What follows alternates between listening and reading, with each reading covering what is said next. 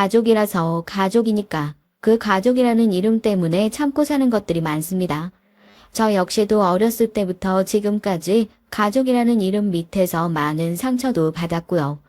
하지만 그에 상응하는 사랑을 받았기 때문에 가족이라는 이름으로 이해를 하고 살았던 것 같습니다. 하지만 이런 상황까지 이해를 바라는 건 정말 말도 안 된다고 생각해요. 어머님, 가족이니까 30만 원이면 충분하죠? 손주 돌보는 거 어머님도 즐거우셨잖아요. 가족이면 그냥 봐줄 수도 있는 거지. 무슨 돈을 받으신다고요. 며느리 입에서 이런 말도 안 되는 소리가 나온 것도 기가 막힌데 이 30만 원의 정체에 어마어마한 반전이 숨어 있었어요. 그게 뭐냐고요? 기가 막히고 코가 막힌 이 사연의 반전. 저희 며느리가 숨겨온 어마어마한 비밀이 궁금하시다면 제 얘기 끝까지 한번 들어봐 주세요. 가족이라는 이름으로 서로를 이해하며 참고 살았던 것. 어떻게 보면 제 어린 시절부터 자연스러웠던 일이었던 것 같습니다. 젊었을 때 누가 소개팅을 시켜주면 제일 많이 들었던 말 중에 하나가 왜 그렇게 인생을 재미없게 사세요 하는 거였어요. 워낙 성격도 조용하고 말수도 없고 차분하거든요. 사연에서는 그렇게 안 보일지 몰라도요. 누가 보면 지루하다고 할 수 있는데 제가 이런 성격을 갖게 된 데는 나름의 말 못할 사연이 있습니다. 아주 어렸을 때 집이 갑자기 쫄딱 망했던 적이 있어요. 그러면서 부모님이랑 제가 길지는 않고 한두 달 정도 친척 집, 부모님 친한 지인분들 집 전전하면서 마땅한 거처도 없이 생활하던 시절이 있었거든요. 제가 아직도 인생을 살면서 그 시계가 뇌리에 강하게 박혀 있어요. 뭔가 그게 너무 큰 충격이었나 봐요. 두 분이 맞벌이를 하셔야 하니까 저 혼자 우리 집도 아닌 곳에 놔두고 일을 가시는데 어린 나이에 물 한 잔 마시는 것도 눈치가 보이고 눈치는 둘째치고 부모님이 일을 가실 때마다 절 여기다 놔두고 다시는 안 돌아올까봐 그게 너무 무서운 거예요. 그때 제 나이가 중학생인가 그랬는데도요. 스트레스 때문에 중학생 때부터 새치가 나기 시작해서 내내 염색을 할 정도였다니까요. 다행히 아버지 사업이 잘 풀려 떠돌이 생활이 길지 않게 끝났지만 정말 인생에서 최악 또 최악의 경험이었습니다. 그 후로 예상치 못한 문제가 생기는 것을 극도로 싫어하게 된 것 같아요. 계획을 잘 짜놓고 계획대로 움직이는 게 마음이 편하더라고요. 길든 짧든 인생에서 계획을 잘 세워놓으면 실패한 적도 없었고요. 문제가 생겨도 다 대처할 수 있는 범위 안에서 일어나니까 그때 이후로는 마음 편한 삶이었던 것 같아요. 남편이랑 선을 봐서 결혼했어요. 결혼한 이유도 크게 뭐 없죠. 저도 그때 이후로 좋은 대학 나와서 안정적인 회사를 다니고 있었고 안정적인 직장을 다니고 있었고 남편 역시 비슷한 사람이었고요. 책임감 있고 계획적인 사람이었죠. 둘 다 집안 수준도 비슷해서 남들이 말하는 결혼 반대 이런 것도 없었고 남편이나 저나 뭐 일확천금 노리고 빚져서 재테크를 한다거나 그런 걸 해본 적도 없는 사람들이고요. 회사 생활 열심히 하고 그냥 주어진 거 가지고 열심히 굴리다 보니 지금도 서울에 빚 없이 자가도 있고 차도 있고 퇴직연금 꼬박꼬박 잘 부어놓은 거 타먹고 있으니 이 정도면 나름대로 성공한 인생 아닌가 싶어요. 남편도 저도 그런 사람이니 타고난 기질이 뭐 어디 가겠습니까? 저희 아들 역시 엄청나게 순했어요. 제가 아들 키우면서 큰 소리로 화를 내본 것이 손에 꼽힐 정도예요. 애 키우는 게 힘들다고 하는데 저희 아들 키우면서 그 힘들다는 소리엔 크게 공감이 되지 않았죠. 둘째를 가질까 하다가 하나 낳아 놓은 것에 집중하자 해서 외동으로 아들을 키우게 됐죠. 사고 한 번 안 치고 공부도 잘하고 주변 사람들이 저희 아들 보면서 늘 이런 자식만 있으면 10명도 키울 수 있겠다고 부러워할 정도였어요. 뭐 과시하고 자랑하고 저도 그런 성격이 아닌데 별 수 없는 아줌마는 아줌마인가 봅니다. 어디 가서 제 자랑은 안 하는데 은근슬쩍 아들 자랑은 그렇게 하게 되더라고요. 명문대 나와 지금도 IT 쪽 뭐 컴퓨터 관련 일이래요. 외국계 기업에서 근무를 하고 있어요. 저도 나름 교과서 같은 인생을 살아왔다고 자부하는데 제 아들이긴 하지만 아들 앞에선 명함도 못 내밀겠다 싶을 정도라니까요. 그랬던 아들이었는데 말입니다. 사람들이 꼭 그러죠. 사고도 젊었을 때 치는 게 좋다고요. 나이 들어 늦바람이 더 무서운 거라고요. 제가 너무 안일했던 거죠. 우리 아들은 그런 사람이 아니니까 평생 그러지 않을 거라고. 원래 인생이란 건 언제 어디서 예상치 못한 변수가 튀어나올지 모르는 것인데 뭐가 잘났다고 그렇게 찰떡같이 믿고 있었던 걸까요? 요즘엔 참 애기들 웃는 소리 듣기 힘들어. 너무 귀엽다. 그러게 엄마도 저런 애들 보면 손주 갖고 싶다 이런 생각하고 그래? 주말에 시간이 나서 집에 온 아들과 밥을 먹고 산책을 하는데 아파트 옆 공원에서 뛰어놀고 웃는 애들을 보고 저도 모르게 기분이 좋아서 한마디 했더니 아들이 대뜸 저한테 그러는 거예요. 엄마도 손주 보면 좋을 것 같냐고요. 당연히 있으면 좋지. 애들 싫어하는 사람이 어딨냐 대답을 해놓고 나니까 영 찜찜한 겁니다. 평소에 그런 얘기 잘 하지 않는 아들이었으니까요.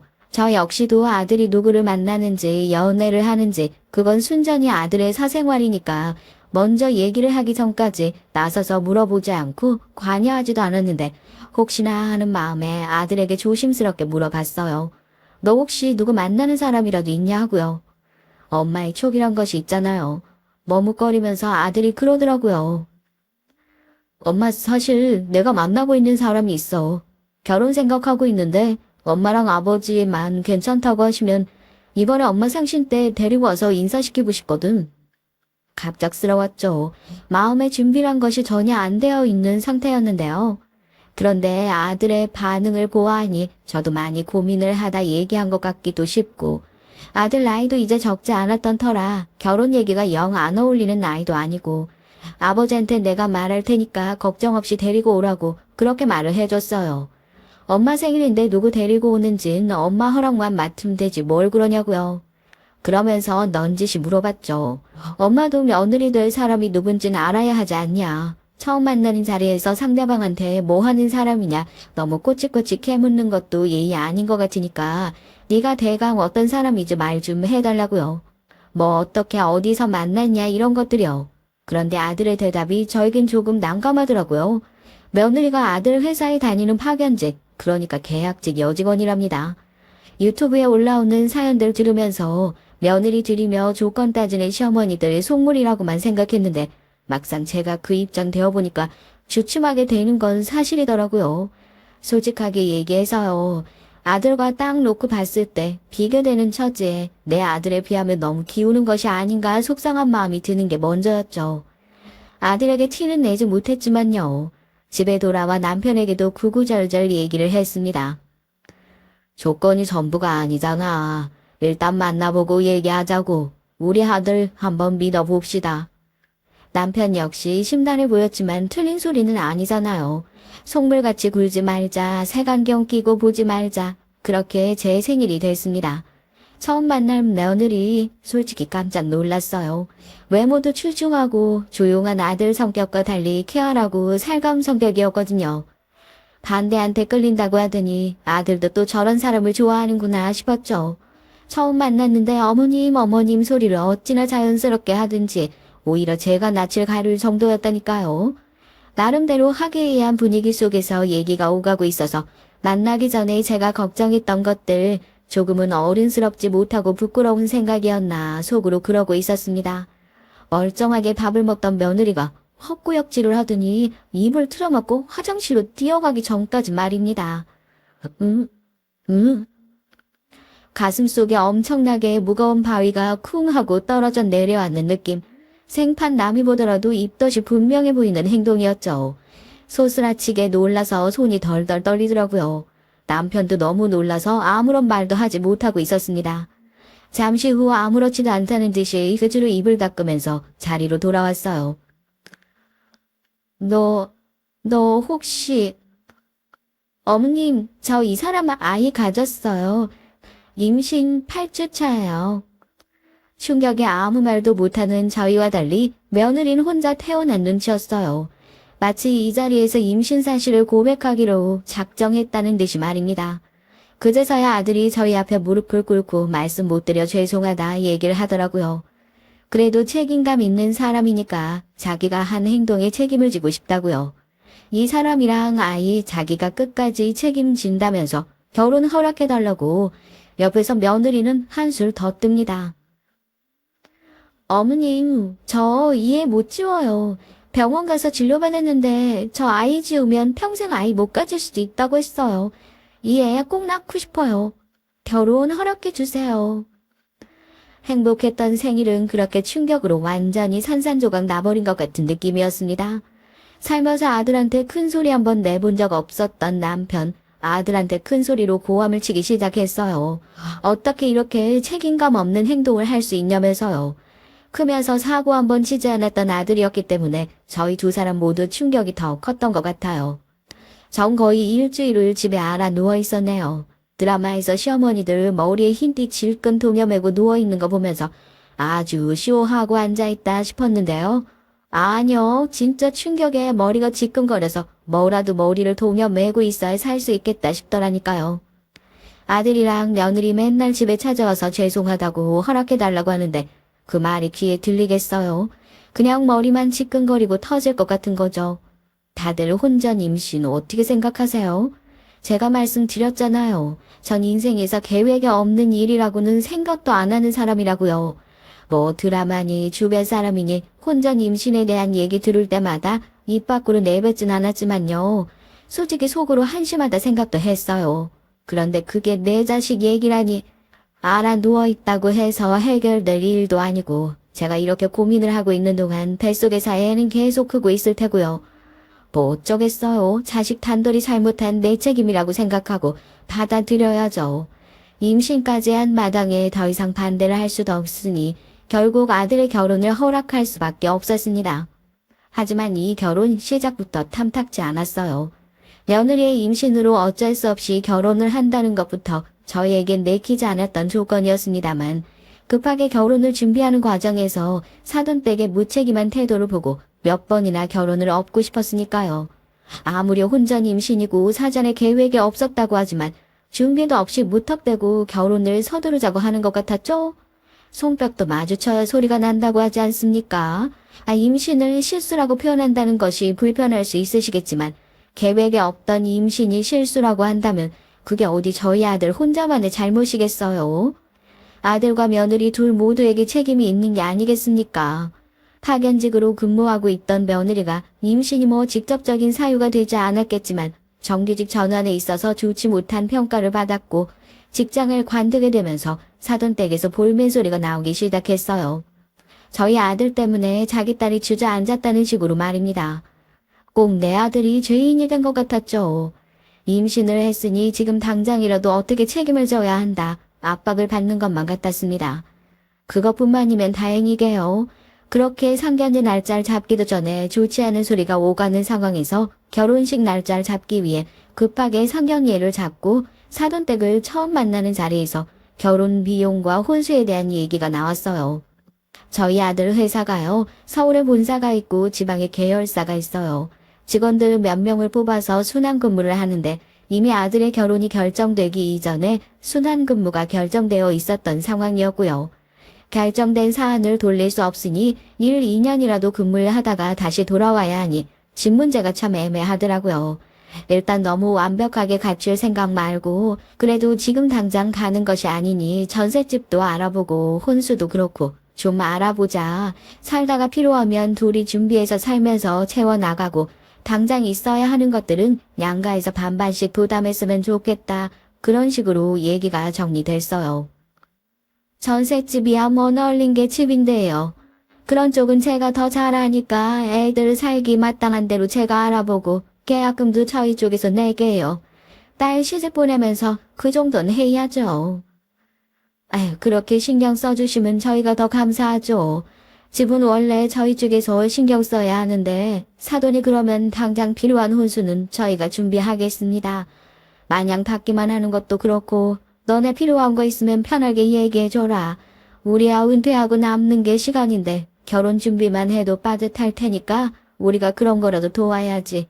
감사해요. 마침 안사돈께서 부동산을 하신다고 하더라고요.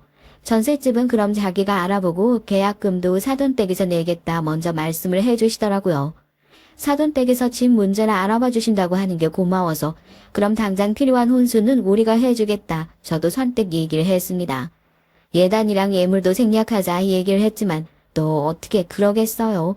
혼전 임신으로 급하게 결혼한다고 주변에서도 곱지 않은 시선으로 볼 텐데 시댁에서 뭐 하나 받은 거 없다고 그러면 주변에서도 곱지 않은 시선으로 볼까봐 그게 괜히 마음이 쓰여가지고 왜 며느리들 그런 거 시집와서 나중에 시어머니한테 서운하다고 마음에 남는다고 그러더라고요. 우리 며느리인 시집 오면서 그러지 않았으면 싶어서 결혼 반지도 저희 돈으로 해줬고 예물도 비싼 건 아니지만 적당한 선에서 나름대로 신경 써서 해줬습니다. 그런데 결혼식 날짜를 잡아두고 식장까지 잡아둔 상태였어요. 처음에 반대도 있었고 성에 차지 않은 것들도 있었지만 막상 그렇게 다 잡아놓고 아들 장가 보낸다고 생각을 하니까 좋은 게 좋은 거라고 저도 마음이 더 가더라고요. 냉장고며 세탁기며 건조기며 애들 취향에 최대한 맞추려고 뭐가 좋냐 이게 좋냐 저게 좋냐 연락해서 물어보고 당장 필요한 것들만 간소하게 좀 사고 준비는 잘 하고 있냐 물어보려고 며느리한테 전화를 했죠. 결혼 준비는 잘 하고 있니? 몸은 좀 어떻고? 입덧은 많이 가라앉았어? 먹고 싶은 거 있으면 나한테도 편하게 얘기해라. 혼자서 끙끙 앓지 말고. 혼수 말이다. 요즘이 다들 결혼 많이 하는 철인가 보다. 요즘 설치가 밀려 있어서 시간이 좀 걸린다는데 사돈께서 계약은 잘 하셨다니? 내가 물어보고 싶은데 사돈한테 연락드리는 것도 좀 그렇고 얘기가 없어서. 저 아직 계약이 주소가 안 나온 것 같은데 제가 한번 알아볼게요. 결혼식 날짜까지 다 잡아놓고 식장까지 다 잡아냈는데 며느리가 우물쭈물 하는 겁니다. 신혼집 계약 얘기가 나온 지가 언젠데 아직도 주소가 안 나왔단 얘기에 저도 당황했죠. 혹시 아직도 집을 안 알아본 건가 싶어서 얼른 아들한테 전화를 해서 확인을 했어요. 아들이 자기도 확인을 해보겠다 얘기를 하더니 얼마 안 있어서 저에게 다급하게 다시 연락이 왔습니다. 아들의 대답은 황당 그 자체였어요. 집은 알아봤는데 계약금을 아직 못 냈답니다. 엄마, 수영이네 지금 문제가 생겼나 봐. 나도 계약금 내신다 말만 들었는데 갑자기 하시는 일에 문제가 생겨가지고 아직도 계약금을 못 내셨다고. 뭐? 아니 지금 그게 무슨 소리야. 지금 결혼식 준비 다 해놓고 혼수까지 사놨는데 들어갈 집이 없다는 게 말이 돼? 넌 네가 들어가서 살 집인데 그걸 이제 알아보고 이제 얘기하면 어쩌자는 거야? 생각이 있는 거야 없는 거야? 어쩌려고 그래 정말. 결혼식을 해도 들어가서 살 곳이 없다는 게 말이나 되는 소리입니까? 노발대발해서 안사돈에게 연락하니 뻔뻔한 안사돈의 태도가 기가 막힙니다. 연락드리려고 했는데 좀 늦어졌다고. 지금 상황이 좀 빠듯해져서 바로 해결할 수 있는 상황이 아니니까 저희 쪽에서 좀 도와줄 수 없겠냐. 이제 와서 그런 소리를 하는 겁니다. 차라리 진작에 말했으면 덜 화가 났겠죠. 결혼식 앞두고 이거 가지고 결혼 엎을 수도 없고 저희가 계약금을 안 내자니 당장 애들 들어가서 살 집이 없고 난감한 상황에서 결국 그거 저희 쪽에서 다 해줬습니다. 아이고 고마워서 어떡해요. 안사돈 여유 있으시니 얼마나 다행인지 모르겠네요. 그래도 사돈 요즘엔 손주가 훈수라잖아요. 큰 훈수 받으셨으니까 그러려니 하세요. 식장까지 다 잡아놓고 그 간단한 약속 하나 지키지도 못하고 당당하고 뻔뻔한 태도에 이 결혼 시작부터 불만이 슬금슬금 올라오는 것 같았어요. 시작이 그래서 그랬을까요? 좋은 것만 보자, 좋게 보자 노력을 하는데도 마음에 들지 않는 것 투성이었습니다. 부담스러울까 싶어 애들 신혼집에 자주 들락날락하진 않았지만 신혼집이 저희 집과 워낙 가깝고 며느리 배가 불러오면서 밥 차리는 것도 살림하는 것도 귀찮을까 싶어 종종 저희 집에 와서 잘 먹었던 입에 맞는 반찬들을 싸다가 집에 가져다 주곤 했어요. 보통 시어머니가 집에 간다고 하면 신용이라도요 깨끗하게 집을 정돈해 놓는 것이 기본 아닌가요? 내내 살림을 했던 애도 아니고 나가서 일을 하다가 이제야 막 살림을 시작했으니 잘하는 것은 기대도 하지 않았지만 갈 때마다 매번 분리수거며 설거지도 쌓여있지 냉장고 열어보면 대체 뭘 해먹고 사는 건지 음식을 해먹은 흔적도 없고 인스턴트에 배달 음식 쓰레기만 있지 그냥 다 떠나서요. 내 아들 왜 잘 안 챙겨 먹이냐 이것 때문에 화가 나는 게 아니라 임산부잖아요. 한창 잘 챙겨 먹어도 모자랄 시기에 왜 이렇게 해먹고 지내는지 답답해서 한마디 했어요. 다른 건 몰라도 밥은 좀 건강하게 챙겨 먹어라. 집에서 밥 해 먹기가 힘들면 거리도 가까우니까 집에 와서 밥 먹고 가라고 하고요. 그게 그렇게 기분이 나쁠 소린가요? 걱정해서 한 소리인데 대번에 아들한테 전화가 오더라고요. 엄마, 혹시 나 일하는 동안 수영이한테 다녀가셨어요? 이런 얘기 하는 거 엄마도 기분 나쁘실 수 있는 거 아는데 수영이가 일 관두고 집에 있으면서 지금 스트레스 받는 게 많은가 봐. 엄마도 직장에서 일을 해보셔서 알잖아요. 일하던 사람이 갑자기 안 하니까 그거 하나만으로도 스트레스인데 자기가 살림 못하는 것 같다고 어머님이 자기 안 좋아하시는 것 같다고 속상해하는 눈치더라고. 엄마가 당연히 안 그러시는 거 아는데 그냥 임신도 했고 조금만 조심해 주시면 어떠실까 해서 서로 조심해야 할 시기잖아요. 나도 많이 못 챙겨주고. 예, 넌 내가 무슨 소리를 했다고 너야말로 그렇게 걱정되면 집에서 밥 좀 잘 챙겨 먹지 그래. 아 어떻게 임신한 애가 맨날 그렇게 배달 음식만 시켜 먹고 인스턴트만 먹고 내가 잔소리를 하고 싶어서 그랬어? 뱃속에 있는 애 걱정돼서 집에 와서 밥 먹고 가라 그거 한 소리 했다. 그것도 기분 나빠서 이렇게 남편 시켜 전화하면 어떻게 살려고 그러는 거야? 한두 개가 아니에요. 아들이랑 싸운 적이 없었는데 임신 기간 중에 며느리가 중간에서 그렇게 아들 통해 얘기를 전달하다 보니 아들이랑도 오해가 쌓이는 거죠. 이게 굉장히 빈정상하는 일이더라고요. 얘기를 듣다 보니 며느리가 나를 싫어하는 건가 생각도 들고요. 걱정해서 한마디 하면 아들 통해서 대번에 전화해서 싫어하는 티를 확 내니까 나중엔 뭐 조심스러워서 말을 할 수가 없더라고요. 사람들이 그러잖아요. 원래 며느리 들어오고 나면 시어머니가 아들 뺏긴 기분 들어가지고 더 헛헛해지고 그런다고요. 남편이랑도 이 문제 가지고 얘기를 진짜 많이 했거든요. 남편도 오히려 이 문제에 대해선 되게 대수롭지 않게 생각을 했었다니까요. 당신이 아들을 너무 끼고 살다시피 해서 그러는 거다. 이제 쟤도 가정이 생겼으니까 자기 가정 신경 쓰는 거다. 조금만 더 내려놓고 생각을 해라 하더라고요. 정말 아들을 뺏긴 기분이 들어서 제가 며느리한테 더 과하게 신경을 썼던 걸까요? 아니요, 저 단순히 그런 거라고 생각하지 않았어요. 제가 하는 걱정을 아들에게 마치 시어머니가 나를 미워해서 사사건건 간섭한다는 식으로 전달하는 며느리를 보면서 내가 괜히 시어머니 짓을 하는 게 아니라 정말 집안에 사람이 잘못 들어온 것 같다는 생각까지 들더라고요. 왜 이렇게 며느리 때문에 스트레스를 받아야 하는지 여태까지 가족한테 특히 아들이라는 존재한테 헌신적으로 살아왔었고 누구보다도 가족을 사랑하고 애틋하게 생각했었던 나였는데 아들과 며느리가 결혼한 이후로 점점 가족 구성원 사이에서 제가 이상한 사람으로 비춰지고 있는 것 같아서 그게 제일 답답했습니다. 수영이 예정일 얼마 안 남았지? 산후조리원은 좀 알아봤니? 이거 얼마 안 되더라도 너네 산후조리원 들어갈 때 보태 써라. 옛날에야 조리원이고 뭐고 없었지만 요즘엔 애 낳고 나서 몸 제대로 풀어야지. 나 봐라 아직도 애 낳고 나서 바람 불 때마다 허리며 팔목이며 안 시큰거리는 데가 없다니까. 얼른 직장 복귀하고 싶다면서 몸 관리 잘 해야지. 미운 놈 떡 하나 더 준다고 며느리한테 잘했어요. 솔직히 아들과 사이가 더 소원해질까봐 무서워서 그랬던 것도 있었고요. 참 어른스럽지 못하죠. 회사 노래로 부르던 며느리 건강하게 몸 잘 풀라고 산후조리원 들어갈 때 보태 쓰라고 돈도 챙겨줬고요. 건강하게 아들 출산했을 때도 제가 친정엄마보다 병원에 더 먼저 도착했습니다. 배내 쪼그리며 뭐며 애기용품 사주는 건 물론이고 애 낳았을 때 애기용품만 사주는 것이 미안해서 산후조리원 나오고 나면 입으라고 며느리 예쁜 옷 한 벌도 함께 사줬고요. 딱 그때뿐이에요. 웃으면서 어머님 고마워요. 어머님밖에 없어요. 말은 참 잘한다니까요. 며느리가 산후조리원에서 퇴소하고 얼마 지나지 않아서 아들의 순환근무일이 확정됐습니다. 출산하고 얼마 지나지 않아서 애 데리고 움직이는 것이 쉽지 않을 것 같아 걱정스럽긴 했지만 그만큼 내가 이것저것 많이 챙겨줘야겠다 그렇게 생각을 하고 있었죠. 그러니까 당연히 며느리도 손자를 데리고 아들을 근무지로 따라갈 거라고 생각했죠.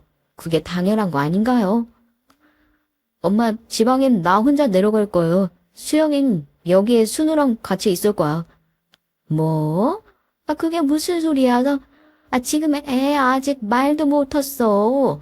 아직 아빠 소리도 못 배웠는데 당연히 엄마랑 아빠랑 애랑 한 집에서 살아야지. 이 시기에 가족이 떨어져 산다는 게 그게 무슨 말도 안 되는 소리야. 그 당연한 것도 안 한다는 얘기에 남편도 저도 당황스러웠죠. 이미 자기들끼리 얘기를 다 끝내놓고 저희에게 통보만 하려고 왔단 모양입니다.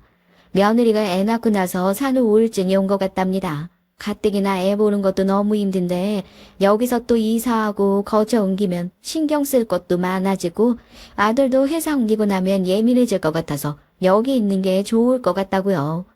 애 가지고 나서 회사도 그렇게 됐는데 몸도 풀었겠다. 하루라도 빨리 여기서 공부하면서 회사도 알아보고 복귀할 준비를 하고 싶다고. 그렇게 둘이서 충분히 상의를 했다고. 시댁도 가까우니까 저희가 좀 많이 도와주셨으면 좋겠다. 아무리 힘들어도 그렇죠. 돌도 안 된 아이를 아빠랑 떼어놓고 지낸다는 게 저로선 도무지 이해가 되지 않았습니다. 묵묵부답인 절 두 사람은 계속 설득하더라고요. 아들이 결혼한 이후엔 매번 이런 식이었던 것 같아요. 자기들끼리 다 결정하고 저희한테 통보하는 거요. 더 이상 반대하는 것도 지겹더라고요. 그렇게 아들은 지방 근무를 하기 위해 내려가게 됐고 며느리는 혼자 집에서 손자를 돌보며 지내게 됐습니다. 또 막상 내키지도 않고 의도한 상황도 아니고 자기들끼리 다 상의하긴 했지만 밖에서 볼 땐 저희 아들이 일한답시고 마누라랑 돌도 안 지난 애 떼어놓고 지방으로 내려가 버린 상황이 된 거잖아요. 저도 마음이 영 편치만은 않더라고요. 나름대로 신경 쓴다고 며느리 많이 찾아갔죠. 며느리 친정은 멀기도 하고 사돈댁 두 분 다 일하신다고 바쁘셔서 신경도 제대로 못 써주시는 것 같으니까요. 애를 낳으면 좀 달라질 줄 알았는데 살림 솜씨는 여전합디다. 며느리 욕하는 것 같아서 어디 가서 말도 못했는데 사연이니까 편하게 얘기 좀 하네요. 도무지 애 있는 집 같지가 않은 거예요. 살림이 아주 너저분해가지고 정리도 안 되어 있고 시어머니가 오든 말든 들어가면 한숨부터 푹푹 나와요. 괜히 또 말하면 자기 애 보느라 힘들어 죽겠는데 시어머니가 잔소리를 하네 뭐 어쩌네 그런 소리 나올까봐 별소리 안 하고 그냥 가서 조용히 청소만 해주고 돌아온 날도 마늘 정도라니까요. 아들이 벌이가 안 좋은 것도 아닌데 차라리 도우미를 좀 쓰는 게 어떠냐 이 소리가 목구멍까지 올라왔죠. 그런데 제 아들네 찾아간 어느 날 며느리가 먼저 저한테 뜻밖의 제안을 하더라고요. 저한테 손자를 좀 봐줄 수 있겠냐면서요. 도우미 쓰라는 소리는 제가 먼저 하려고 했는데 며느린 그 도우미를 저한테 부탁하려고 했었나 봅니다. 어머님, 저 신호 좀 돌봐주시면 안 될까요? 딱 11시부터 5시까지만요. 그냥 봐달라는 거 아니고요. 제가 대신에 달마다 300만 원씩 꼬박꼬박 챙겨드릴게요. 일도 하는 애가 무슨 돈이 있어서 300만 원씩 준다는 거야? 그리고 돈이 문제가 아니다. 나도 은퇴하고 집에서 쉬고 있는데 앉아서 내 살림만 해도 힘들어. 다 큰 아들 하나 키우는 것도 이렇게 힘든데 이제 신생아를 내가 무슨 힘이 있어서 돌보라는 거니? 어머님, 저 진짜 빨리 일 복귀하고 싶어서 그래요. 저 진짜 애 낳고 나서 하루하루 불안해가지고 못 살겠어요. 제 친구들 보면 다 괜찮은 회사 들어가서 한 자리씩 맡고 있는데 저 혼자만 이렇게 집에서 애 보다가 끝나면 어떡해요? 요즘에 경력 단절이라고 경력이 오래 끊겨버리면 회사 다시 들어가기 힘들대요. 다른 게 아니라 저 사람 저렇게 혼자 이러는 거 보는 게 저도 마음이 안 좋아서 그래요. 저도 양심이 있는데 맞벌이 해야죠. 제가 부동산을 좀 볼 줄 알아서 집에서 친정일 도와드리면서 돈 받는 게 있거든요. 퇴직금 모아둔 것도 있고요. 제가 뭐 어머님한테 한 10년 애 맡길 것도 아니고 잠깐만 좀 도와주세요. 네? 말은 청산유수예요. 다른 것도 아니고 저희 아들 혼자 일하게 하는 게 싫어서 그런다니까. 저도 거기서 마음이 좀 흔들리더라고요. 알았다고 나도 생각해보마 하고 집에 가서 남편이랑도 얘기를 해보고 아들한테 전화해서 물어봤죠. 너하고도 상의가 된 얘기냐 하고요. 아들하고도 뭔가 얘기가 된 게 있었나 봐요. 아들도 저한테 미안해하면서 길진 않을 테니까 엄마가 좀 도와주셔라 하더라고요. 애 낳고 자기 마음 추스리는 것도 힘든데 그래도 집안 살림 보탬되고 싶다고 공부하겠다고 하는데 대견하지 않냐면서요. 남편도 옆에 없고 기댈 데가 시댁밖에 없는 사람이다. 친정도 요즘 이런저런 일로 시끄러운 것 같다고. 저도 어렸을 때 집 한번 크게 휘청해봐서 알잖아요. 또 그렇게 생각하니까 며느리 상황이 짠하더라고요. 쟤도 지금 얼마나 애 낳아놓고 정신없는 상황에서 그래도 살아보겠다고 얼마나 아등바등인가 싶어서요. 결국 그렇게 마음이 돌아서서 알겠다, 그래 봐주마 하고 덜컥 손자를 맡게 됐습니다. 요즘 신생아 돌보는 여사님들 한 달 월급이 얼마나 되나요? 출퇴근하는 여사님들도 월에 300씩은 받지 않나요? 일반 아르바이트생들 최저시급이 한 달에 200만 원이 조금 넘어간다고 들었는데요. 액수만 보면 굉장히 큰 돈 받는 것 같죠. 그 돈 주는 거 되게 아까울 것 같고 그렇잖아요. 그런데 그거 애 안 봐본 사람들이나 하는 얘기예요. 애 보는 건 진짜 하루 종일 전쟁이라니까요. 아들 낳고 키운 지가 언젠데요. 저도 너무 오래돼서 신생아 돌보는 게 이렇게 힘든 일이라는 거 깜빡한 겁니다. 눈에 넣어도 안 아픈 손주죠. 그거야 하루에 한두 시간 잠깐 볼 때 얘기입니다. 예, 5시 넘었다. 너 순호 언제 찾으러 올 거니? 울고불고 지금 난리도 아니야. 엄님 진짜 죄송한데 오늘 하루만 순호 좀 봐주시면 안 될까요? 기저귀랑 거기다 넉넉하게 입죠. 제가 오늘 학원에 왔는데 밤새 공부할 것 같아서 그래요. 부탁 좀 드릴게요. 제가 내일 아침 되자마자 바로 데리러 갈 테니까요. 죄송해요, 어머님. 사람이 부탁할 땐 굽실굽실 해도 막상 들어주고 나면 확 달라진다고 시간 맞춰서 딱딱 데리고 오겠다는 며느리 하루 이틀 맡겨놓더니 슬슬 약속을 안 지키기 시작합니다. 하루만 거기서 재우면 안 되냐 하고 슬그머니 하루 이틀씩 손자 맡겨놓는 일도 빈번했어요. 사연 들으시는 분들께서도 손자 보셔서 아시겠지만 통 잠자는 애들 거의 없어요. 새벽 내내 깨서 울고 하느라 저희 부부 팔자에도 없는 육아한다고 새벽 내내 뜬 눈으로 밤을 지새우는 거예요. 애는 엄마 손 타야 한다고, 네 자식인데 네가 제일 예뻐해야 한다고 백날 첫날 말을 해도 소용이 없죠. 자기가 애 안 예뻐서 그러는 게 아니라 지금 당장 먼저 해야 할 일이 있어서 그러는 거니 이해 좀 해달랍니다. 아들도 꼬박꼬박 점심시간마다 영상통화를 걸면서 애 얼굴 보고 저희한테 감사하다, 조금만 이해해달라, 빈말이라도 감사 인사라는데 제가 보기엔 정작 애엄마인 며느리가 애한테 제일 관심이 없어 보이는 거예요. 아무리 산후 우울증이라고 이해를 해보려고 해도 답답한 건 매 한 가지였죠. 와, 그 한 달이 무슨 1년 같았습니다. 손이고 팔목이고 허리고 안 아픈 데가 없어가지고요. 당연한 거 아닌가요? 애 낳은 지가 벌써 30년이 훌쩍 넘었어요. 육아는 은퇴한 지 오랜데 손자 보는 한 달 동안 온 몸에 파스를 달고 살았네요. 손자가 예뻐서 버텼지 아니었으면 진작에 못한다고 때려치웠겠죠. 내가 이걸 계속 봐줄 수 있을까 괜히 덜컥 맞는다고 한 거 아닌가 솔직히 좀 후회스럽기도 했었고요. 한 달에 300만 원씩 준다고 했던 며느리잖아요. 저 은퇴하고 나서 퇴직연금도 다달이 꼬박꼬박 받고 있고 나이 먹어서 큰돈 쓸 일이 뭐가 있겠어요. 그렇게 돈 궁한 사람도 아니에요. 그러니까 여유 있게 아들이랑 며느리 용돈도 주고 하는 거죠. 그런데 막상 한 달이 다 되어가는데도 자연스럽게 애 맡기면서 별 내계가 없는 며느리를 보니까 책임감이 없다는 생각도 들고 괘씸한 마음이 슬슬 올라오는 거 있죠. 그래서 답답한 마음에 제가 먼저 얘기를 꺼냈습니다. 지금 유치하고 치졸해 보일 순 있겠지만 솔직히 저도 울컥해서 그랬어요. 자연스럽게 애 데리고 가려는 며느리 붙잡고 그랬죠. 예, 너 애 맡긴 지 한 달 다 됐는데 뭐 잊은 거 없니? 아, 어머님 저 안 잊어버렸어요. 벌써 한 달 다 됐죠. 그동안 애 봐주시느라 고생 많으셨어요. 그래도 어머님 덕분에 편하게 공부했네요. 감사해요. 제가 말 안 했으면 그냥 자연스럽게 나가버렸을 것 같은데 며느리가 한 팔에 손자 안고 가방에서 봉투 하나 꺼내서 저한테 내밀더라고요.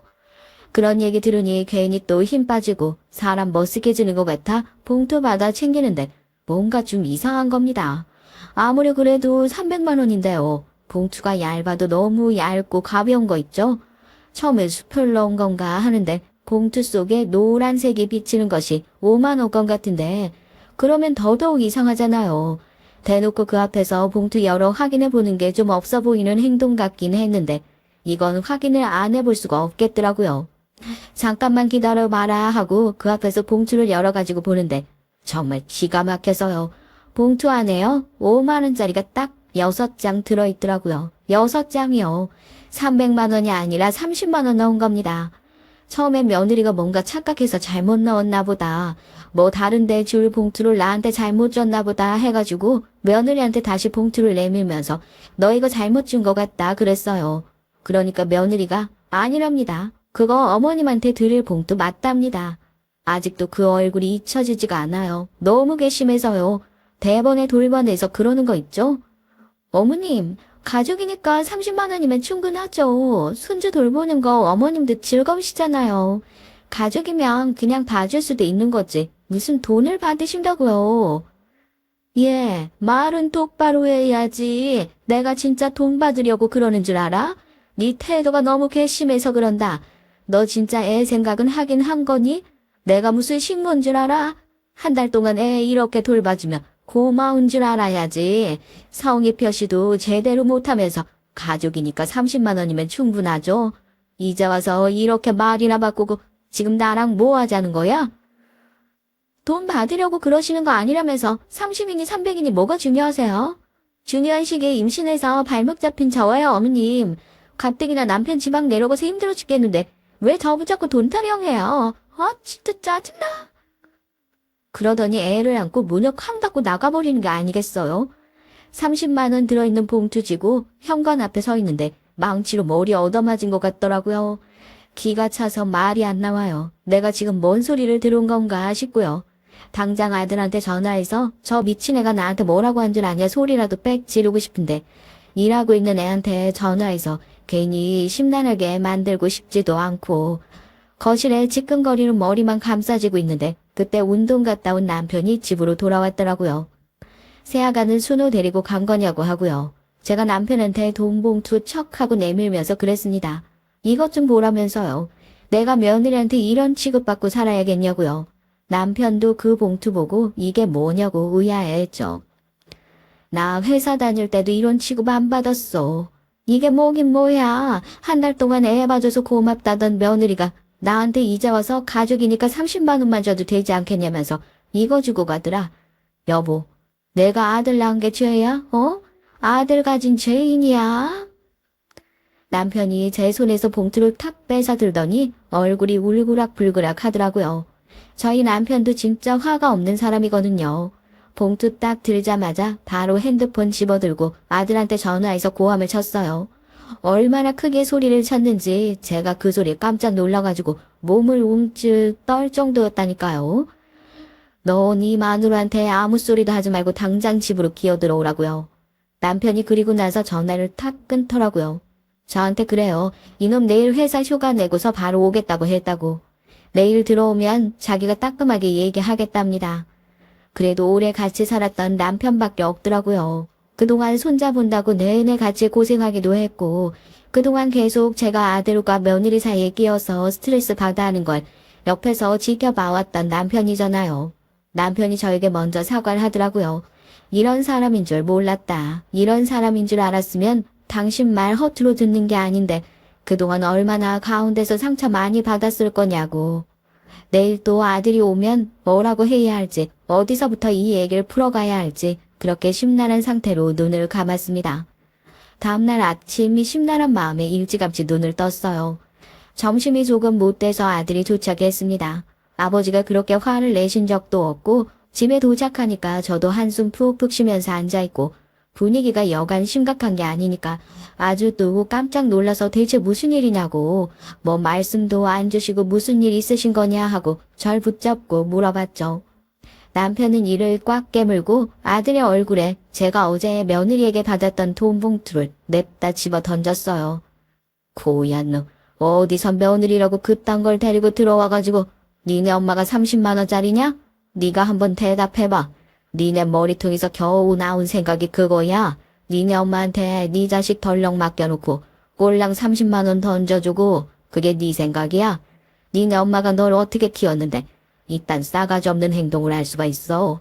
네가 그러고도 자식 새끼야, 덜컥 애부터 가져가지고 결혼한다고 집구석 기어들어왔을 때도 싫은 소리 한마디 안 했다.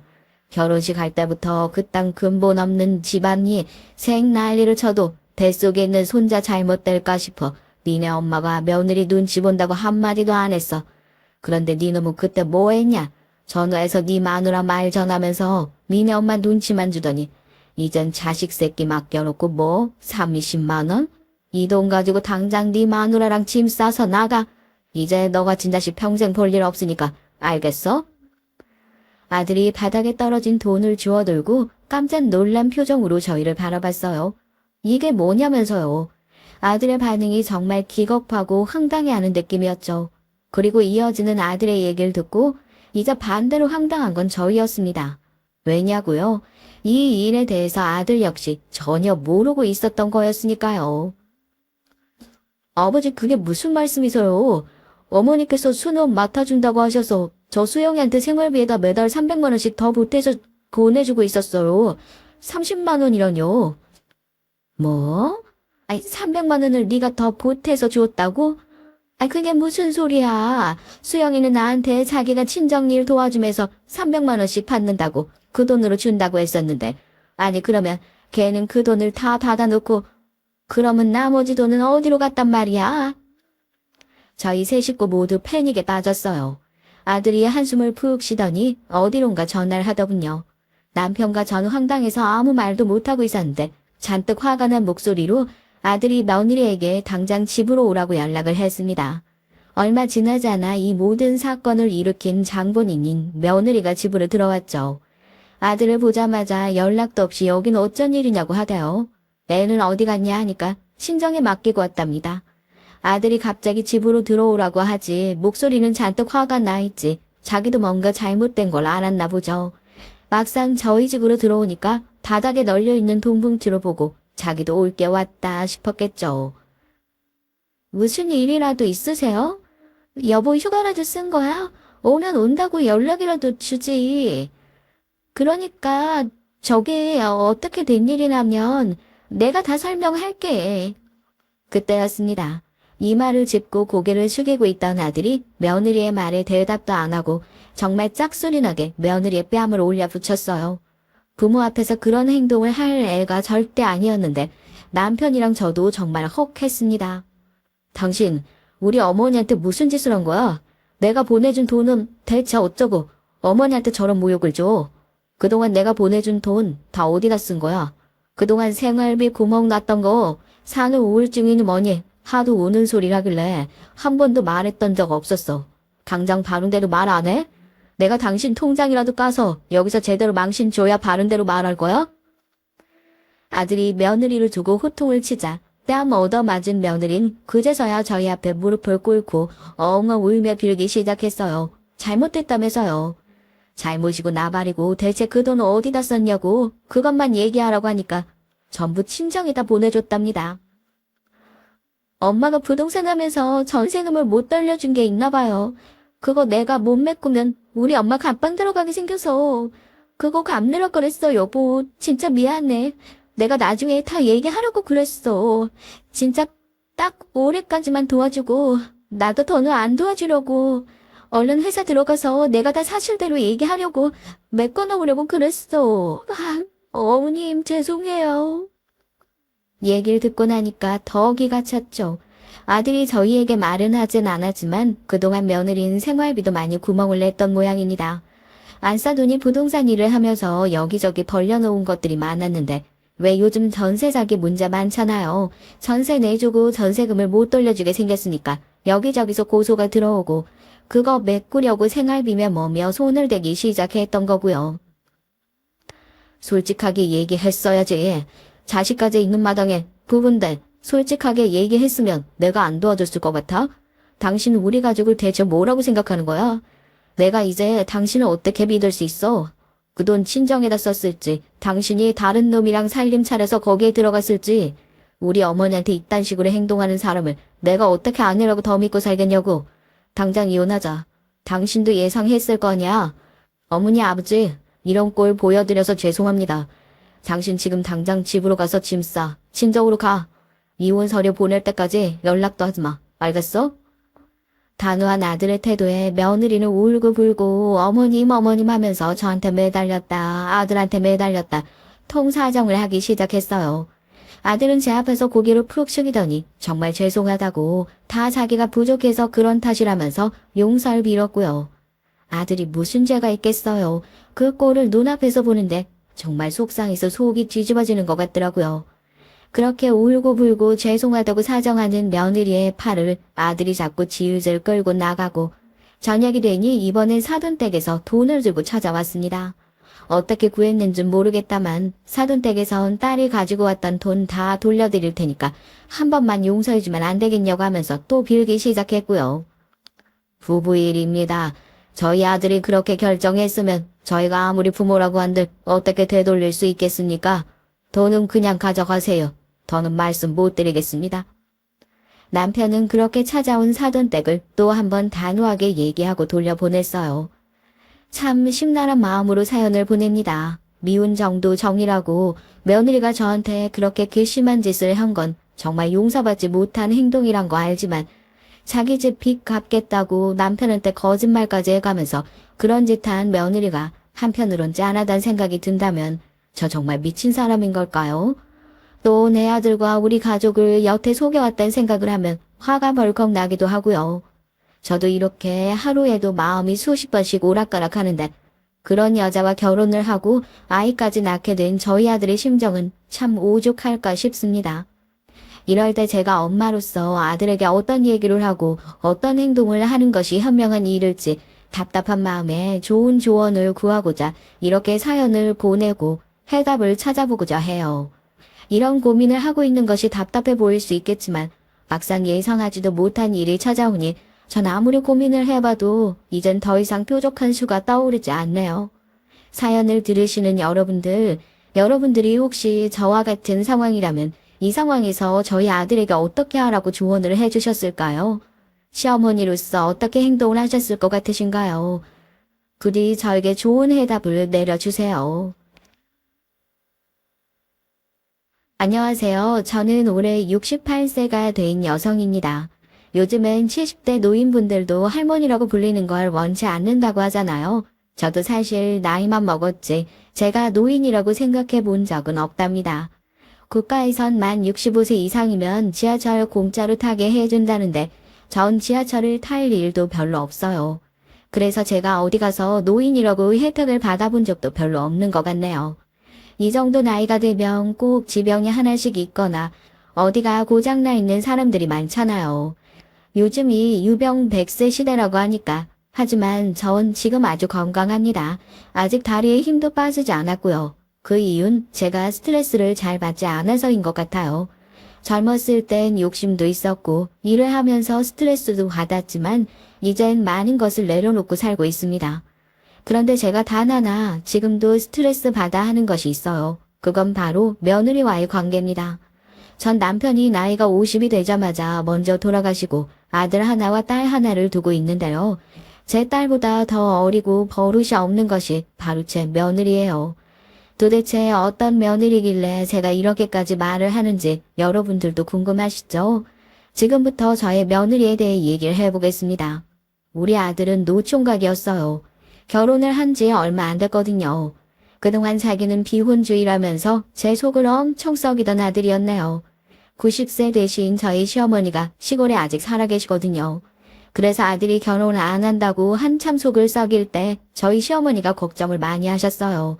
집안의 대가 끊긴다고 말이에요. 저만 보면 네 아들 장가 보내라고 그렇게 잔소리를 하셨습니다. 전 그 소리도 정말 듣기 싫었지만 참았어요. 시어머니의 잔소리엔 이유가 있었거든요. 그 이유가 뭔지 궁금하지 않나요? 제 남편은 오내롭다 외동아들이었습니다. 그런데 남편도 일찍 세상을 떠났어요. 제가 40대에 접어들 때쯤 일어난 일이었습니다. 갑자기 제 남편이 회사에서 일을 하다 쓰러졌다는 연락이 왔어요. 그땐 저도 애들을 어느 정도 키워놓고 회사 생활을 할 때였는데 정말 너무 깜짝 놀랐습니다. 전 정신없이 남편이 실려갔다는 강남의 한 병원 응급실로 갔죠. 남편의 회사가 그 근처거든요. 의사 선생님, 제 남편이 갑자기 왜 쓰러진 건가요? 아침까지만 해도 멀쩡했는데요. 어떻게 이런 일이 있을 수가 있죠? 진정하세요, 보호자분. 뇌출혈입니다. 원래 뇌출혈이란 게 전조 증상이 없어요. 그리고 수술을 했지만 아마도 며칠은 못 넘기실 것 같습니다. 남편은 그대로 중환자실에서 산소호흡기를 꽂고 며칠 힘겹게 목숨을 부지하다 떠나고 말았습니다. 그때 남편과 제가 10살 차이니까 50대를 막 넘긴 때였을 거예요. 사실 제 시댁은 손도기하고 남자들은 일찍 돌아가시는 경향이 있어요.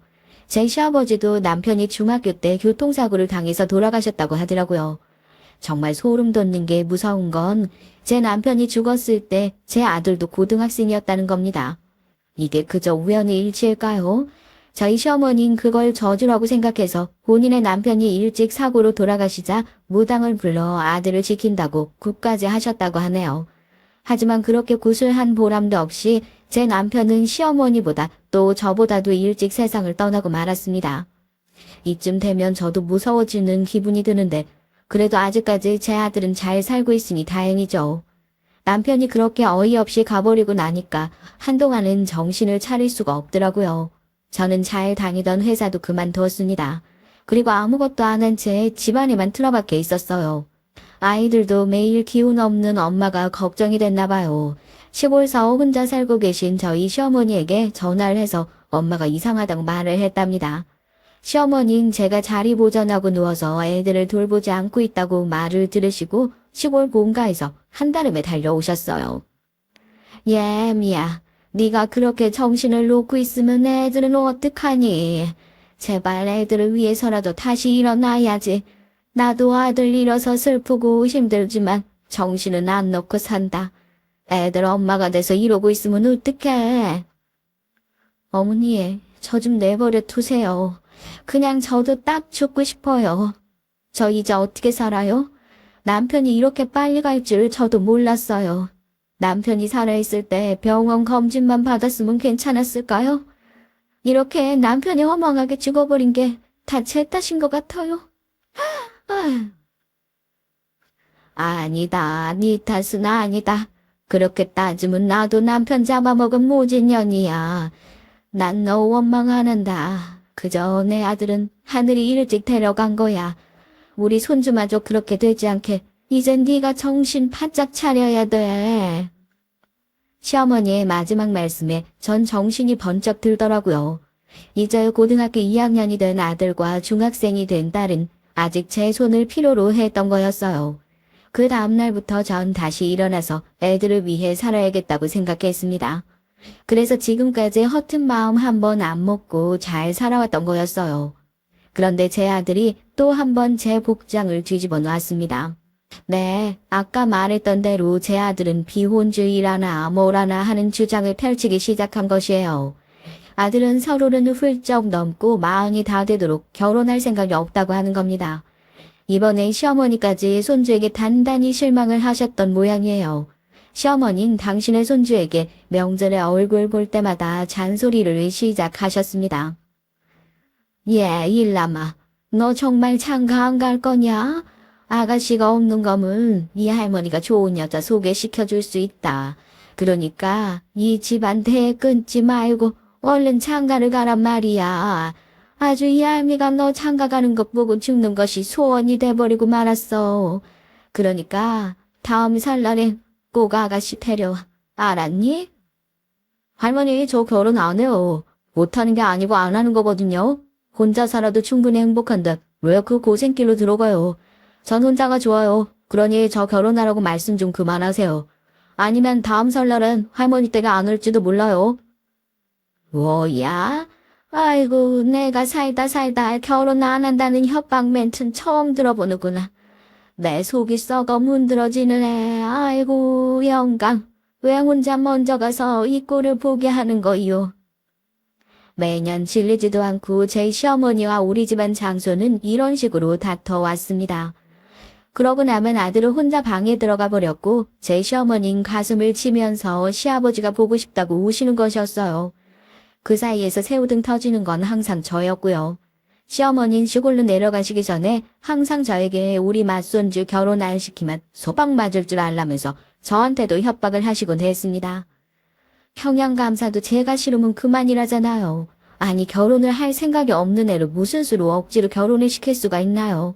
지금이 조선시대도 아니고요. 그리고 요즘 애들이 어디 부모 말 듣나요? 다 큰 성인이 된 아들을 어떻게 설득해서 말을 듣게 할 거며 좋은 혼처자리가 쉽게 나타나는 것도 아닌데요. 그런데 시어머니는 막무가내셨습니다. 우리 아들이 결혼을 안 하면 죽어서도 지켜보시겠다고 무서운 말씀을 하시더라고요. 그랬던 아들이 어린 여자친구를 데려왔으니 시어머니는 얼마나 좋아하셨는지 몰라요. 아들은 비혼주의를 선언한 지 10년 만에 늦장가를 들었습니다. 그것도 44살에 25 어린 신부를 데려왔죠. 시어머니도 물론 좋아하셨지만 전 믿을 수가 없었습니다. 이제 손주는 물 건너갔구나 하고 저도 속으로 실망하던 참이었거든요. 아들에게 대놓고 싫은 소리를 할 수 없어서 그저 꾹 참았던 거죠. 처음 상견례장에서 며느리와 며느리의 부모님을 봤을 때 저 깜짝 놀랐어요. 아무리 봐줘도 우리 아들하고 사부인이 한 10살이나 15살 차이가 날까 싶더라고요. 저보다 훨씬 젊은 사부인은 예쁘게 꾸미고 그 자리에 앉아 있었습니다.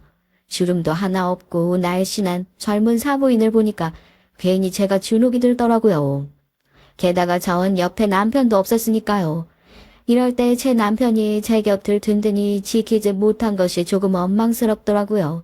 아니나 다를까 사부인은 제 남편이 어떻게 돌아가셨는지부터 묻더군요. 지금 생각하니까 모녀가 참 쌍으로 눈치가 없는 게 꼭 닮기는 했더라고요. 우리 딸한테 얘긴 대충 들었는데 남편분이 50세에 돌아가셨다고요. 아유, 사부인 그동안 어떻게 살았어요? 그게 그러니까 사부인 아들이 나이가 몇 살 때였다고 했죠? 엄마, 우리 일남씨 18살에 아버님 돌아가셨다고 내가 몇 번이나 말했잖아. 그래서 우리 일남 오빠가 그때 멘붕 와가지고 학교 안 나가려고 했는데 어머님이 더 정신없어 보이길래 참았다고. 맞지, 오빠? 당신도 참, 아이 뭘 그런 걸 물어봐. 오늘 처음 뵌 사부인한테 그런 질문은 실례 아닌가? 아, 민기야, 너 그런 말 지금 여기서 하면 어떡해? 아들은 황급히 그의 입단속을 시켰지만 이미 엎질러진 물이었어요. 전 그런 시시콜콜한 것까지 여자친구에게 다 말할 정도로 제 아들이 예비 며느리에게 콩깍지가 씌었나 하고 제 눈을 의심했습니다. 사실 전 아들이 평소에 성격 진중하고 어디 가서 함부로 말 안 하는 스타일인 줄 알았는데요. 자기 여자친구한테 우리 집안 가정사를 미주알 고주알 다 얘기했다니 가만히 듣고 있긴 했지만 좀 기가 막혔죠. 어쨌든 그날의 상견례는 무사히 끝이 났어요. 그러나 전 아들의 새로운 면을 봤다고나 할까요? 믿는 도께 발등 찍힌다고 우리 아들이 제가 생각했던 얌전하고 조용한 애가 아니었던 건가 하는 생각도 들었죠. 어쩐지 아들에게 배신감이 들기도 했습니다. 전 사실 상견례 할 때 며느리감이 100% 마음에 들진 않았어요. 그래도 우리 아들이 비혼주의를 처리할 정도로 그 애한테 푹 빠져 있었으니 결혼을 반대하기도 좀 그렇더라고요. 전 그냥 좋게 좋게 생각하기로 했습니다. 우리 아들 마음에 들면 된 거라고요. 사실 노총각 구제해준 어린 며느리가 그리 흔한 건 아니잖아요. 그때 전 아들에게 시집 와주는 것만 해도 며느리한테 고마웠으니까요. 며느리가 처음 인사드리러 우리 집에 왔을 땐 우리 며느리 하고 싶은 거 다 하라는 말까지 했었습니다.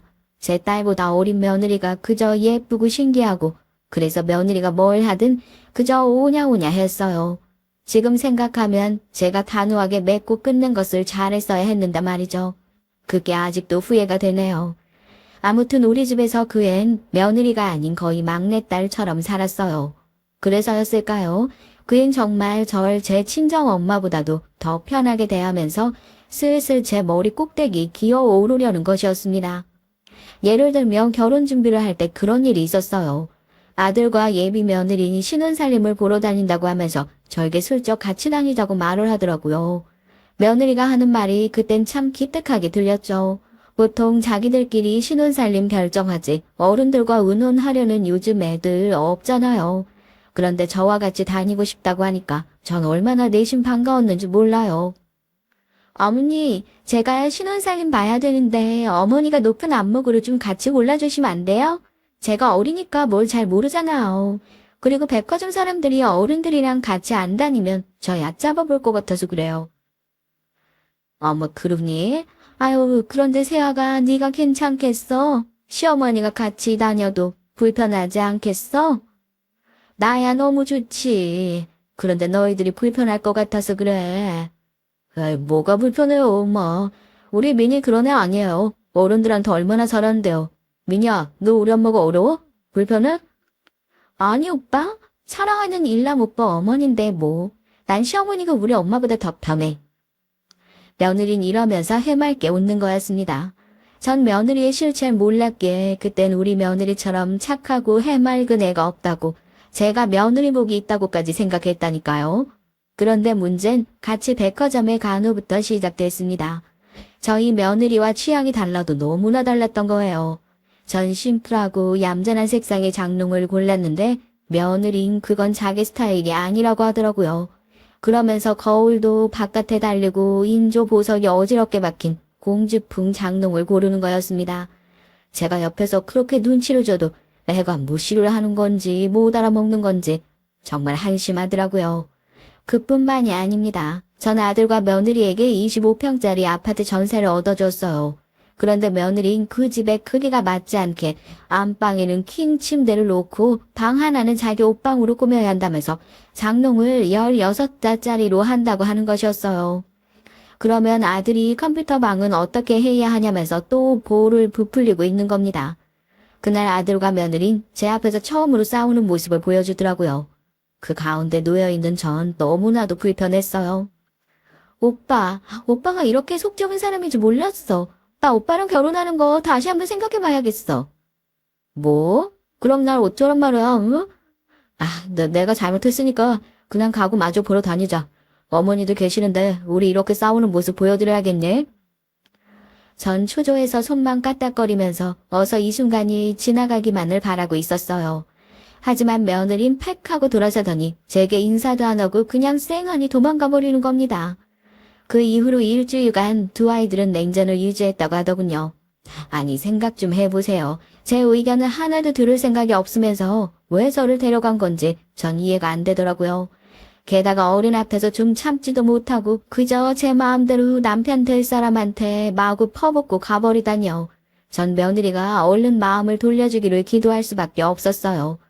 이 결혼이 잘못돼서 며느리랑 헤어지고 나면 아들은 또다시 여자는 무서운 것들이라면서 기혼주의로 돌아가 버릴 것 같았거든요. 그러면 어쩌나 하는 걱정뿐이었습니다. 그 후 제 아들이 며느리에게 거의 싹싹 빌다시피 해서 두 사람은 화해하고 다시 결혼 준비를 하긴 했어요. 하지만 제 입장에선 기분이 좋진 않았죠. 왜 안 그렇겠습니까? 아들이 너무 며느리한테 잡혀 사는 것 같은 느낌 받았거든요. 아들 엄마의 입장에서 썩 보기 좋은 상황은 아니었어요. 전 어느 날 걱정이 돼서 넌지시 아들에게 물어봤죠. 그 애가 그렇게 좋으냐고요. 제 아들은 그땐 정말 어쩔 수 없이 좋다고, 며느리가 아니라면 결혼하고 싶은 생각 없다고 딱 잘라서 말하더군요. 그래서 전 예비 며느리에 대한 불만은 아들에게 입 밖에 꺼내보지도 못했어요.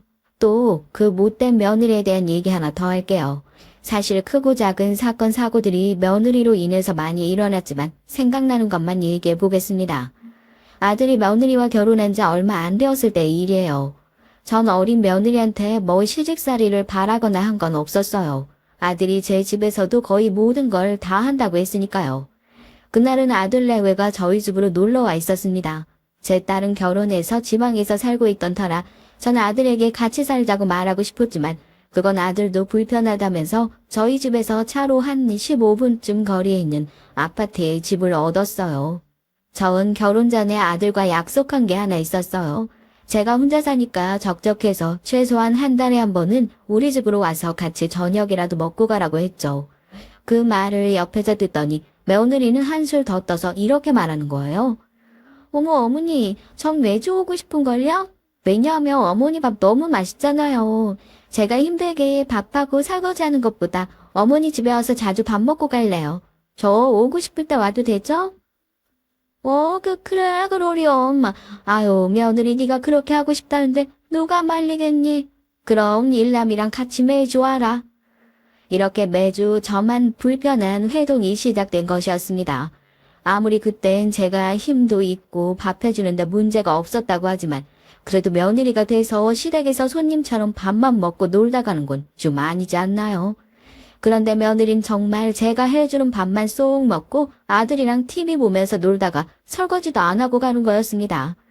그 애가 오는 날엔 아들 내외 비위 맞추느라 제가 다 녹초가 될 정도였으니 보지 않아도 얼마나 스트레스였는지 아시겠죠? 처음엔 제가 며느리가 철이 없어서 그러려니 하고 애써 참았거든요. 그랬더니 며느리의 하는 행동이 정말 가관이더라고요.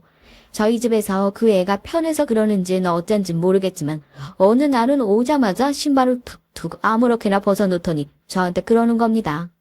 어머니, 혹시 큰 잠옷 같은 거 있어요? 저 집에서 편한 옷으로 갈아입고 있는데 시댁 오면 좀 불편해서요. 어머니 잠옷은 무지 편할 것 같은데 저 좀 빌려주시면 안 돼요? 그래라.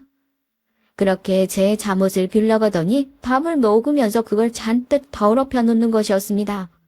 우리 며느리가 좀 칠칠 맞아서 밥 먹다 뭘 자주 흘리거든요. 며느리한테 빌려줬던 실크 잠옷은 제가 아끼는 것이었는데요. 그 애는 항상 앞자락에다 케찹이며 김치 국물을 마구 묻혀 놓는 거였습니다. 그래서 제가 어이없어서 좀 며느리를 노려봤어요. 그랬더니 그 아이는 해맑게 웃으면서 버릇없이 혀를 쏙 내미는 게 아니겠어요? 죄송해요. 제가 좀 칠칠 맞죠? 어머니, 다른 옷 좀 주세요. 제가 또 더러운 꼴은 못 보거든요.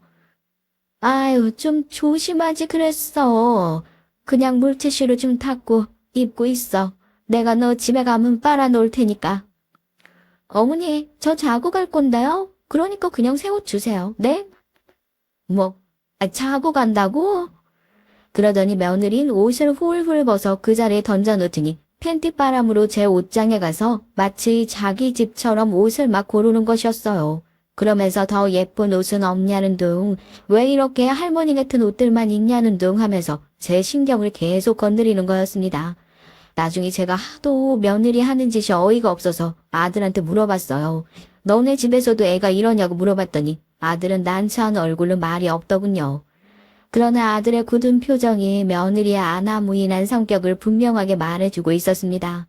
아마 자기 집에선 더하면 더했지 덜 하진 않았을 거예요.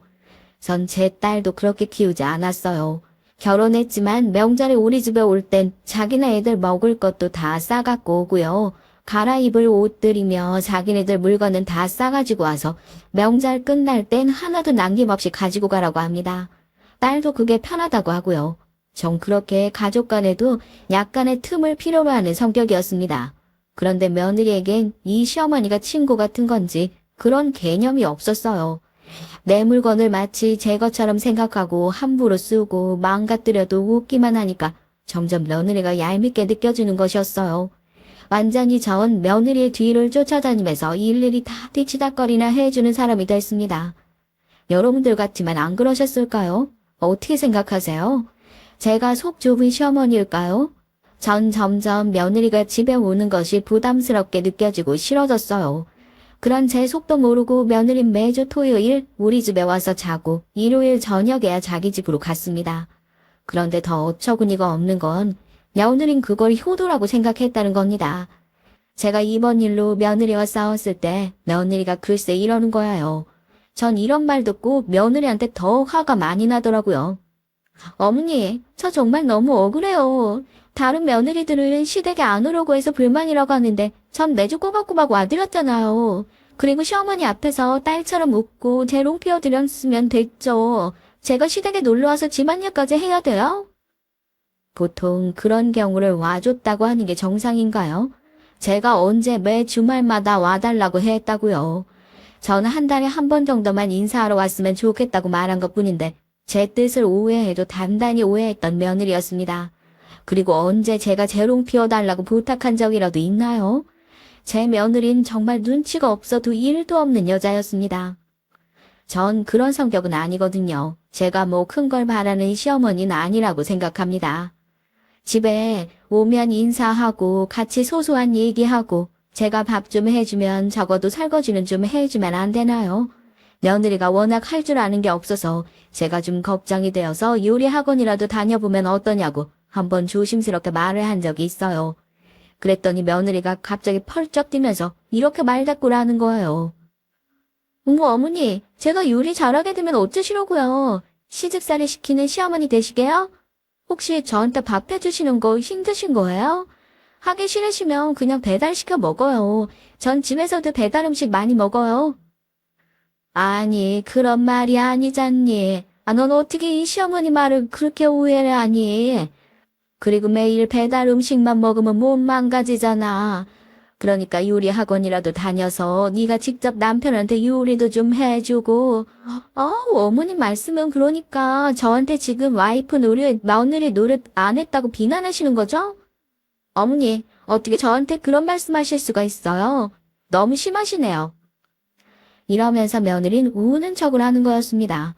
저는 좀 소름이 끼쳤어요. 제 며느린 사람의 마음을 가지고 노는 그러면서 당황한 저를 보는 걸 즐기는 것 같았어요. 그 모습을 본 후부터 전 마냥 며느리를 좋아할 수가 없었습니다. 그렇게 1년 동안 매주 지옥 같은 시간을 보내다가 전 어느 날 굳게 결심을 하고 며느리에게 저의 속마음을 말했어요. 민이야, 내가 할 말이 좀 있는데 말이야. 너희들 이제 주말에 너희만의 시간을 보내고 이제 시댁은 안 와도 된다. 네? 어머니 그게 무슨 말씀이세요? 저 너무 서운해요. 며느린 눈을 동그랗게 뜨면서 저의 말에 반박했어요. 그동안 저희 집에 와서 공짜로 먹고 자고 일도 하나도 안 하고 왔다 갔다 하면 되는 거였는데 시어머니가 그걸 못 오게 하니 당황했겠죠. 며느린 얼른 제 아들에게 눈짓을 했어요. 제 아들한테 어머니 설득 좀 해보라는 뜻이었겠죠. 아들은 제 와이프 눈치를 보고 있다가 얼른 저에게 말했습니다. 어머니 갑자기 그게 무슨 말씀이에요? 이제 꼭 가만히 계시다가 갑자기 이러시는 이유가 뭔데요? 우리 미니 시댁 너무 좋아해서 타료라는데 어머니가 미니한테 좀 져주세요. 네? 일남아. 내가 얼마나 지쳤으면 이런 소리를 하겠니? 너는 네 마누라만 소중하냐? 내가 너희들 수발 들다가 지쳐서 무릎에 관절염이 다 생겼어. 아들은 그 말을 듣자 미안한지 오히려 저한테 화를 내는 거였어요. 그런 일이 있었으면 미리 기뜸이라도 해주지 그랬냐고. 그랬으면 아들이 자기가 직접 설거지나 집안 청소 해줬을 게 아니냐고 하더군요. 그러나 제가 원한 건 그런 게 아니었어요. 전 며느리를 거실에 남겨두고 아들의 손을 끌고 안방으로 들어왔습니다. 그리고 아들에게 그동안 참아왔던 며느리에 대한 불만을 쏟아냈어요. 이 바보 같은 녀석아, 넌 와이프 말이라면 꼼짝을 못하냐? 너 애미한테 이런 못난 모습 보이려고 결혼했니? 이럴 바에야 그냥 비혼인지 뭔지 크게 낫겠어 이놈아. 전 얼마나 화가 냈던지 40이 넘은 아들의 등짝을 저절로 내리치게 되더라고요. 아들은 아픈 등을 슬슬 어루만지며 저한테 억울하다며 울먹이는 것이었습니다. 엄마, 사실은 저도 집안에서 기 하나도 못 펴고 살아요. 미니처가 정말 보통 내기가 아니거든요. 집안에서 숨 한 번 제대로 못 쉬고 산 지 1년 됐어요. 엄마, 저도 힘들어요. 그래도 이혼은 하기 싫어서 버티는 거예요. 여러분, 이게 사람 사는 건가요? 며느리 하나 때문에 저도 불편하고 아들도 힘들어하는데 이래도 계속 며느리와 아들의 결혼 생활을 응원이라도 해야 할지 걱정이 되더라고요. 전 참다 못해서 사부인에게 한번 약속을 잡아달라고 사정을 했습니다. 사부인은 영문을 모르겠다는 듯이 깜찍하게 저를 속였어요. 이미 제 며느리랑 다 짝짝꿍으로 입을 맞춰두었던 것이었습니다. 전 그것도 모르고 사부인에게 제발 딸 마음 돌려서 저희 집에 오지 말라고 말 좀 해달라고 간청을 했죠. 사부인은 한참 제 얘기를 듣더니 갑자기 저에게 눈을 치켜뜨면서 삿대질을 하는 거였습니다. 아니 사부인, 제 딸이 뭘 잘못했다고 그러시는 거예요? 요즘 세상에 시어머니를 친정엄마처럼 친근하게 생각하는 며느리가 어딨나요? 사부인 참 행복에 겨워서 배부르셨네요. 걔가요, 우리 집에서도 그렇게 엄마한테 살갑게 하질 않는 애예요. 니니도 나름대로 시댁에 적응하려고 노력하는 중이라고요. 아니요, 사부인. 저는 그런 노력이라면 필요 없어요. 걔가 저희 집에 와서 뭘 하는지 아세요? 집안 어지르죠. 밥 먹으면서 뭐 흘려놓고 닦지도 않죠. 제가 아끼는 잠옷도 직업마냥 갖다 입고요. 설거지를 하나, 빨래를 한 번 하나. 하여간 제 시어머니로 무슨 하냐 취급을 한다고요. 사부인의 돌발 행동에 저도 화가 나서 마구 소리를 질렀습니다. 사부인은 자기 딸이 그런 개사반은 아니라면서 거짓말을 하지 말라고 하더라고요. 참 뻔뻔하기가 이루 말할 수가 없는 모녀였어요. 전 커피숍에서 이게 사기 결혼이 아니면 뭐냐고 소리를 질렀죠. 그랬더니 주변에 모여있던 사람들이 저희 테이블을 보면서 각자 수군거리고 있는 게 아니겠어요. 저를 욕하는 사람도 있고 사부인과 딸에게 잘못했던 사람도 있더라고요. 어쨌든 전 그때 너무 열이 받아서 눈에 보이는 것이 없었습니다. 사부인, 사실 저 이 결혼 처음부터 탐탁지 않은 결혼이었어요. 제 아들이 대개 따님한테 목을 매고 걔랑 결혼 못하면 비혼주의 고집한다길래 그건 무서워서 시킨 결혼이었는데요. 그런데 대개 따님 정말 해도 해도 너무하더군요.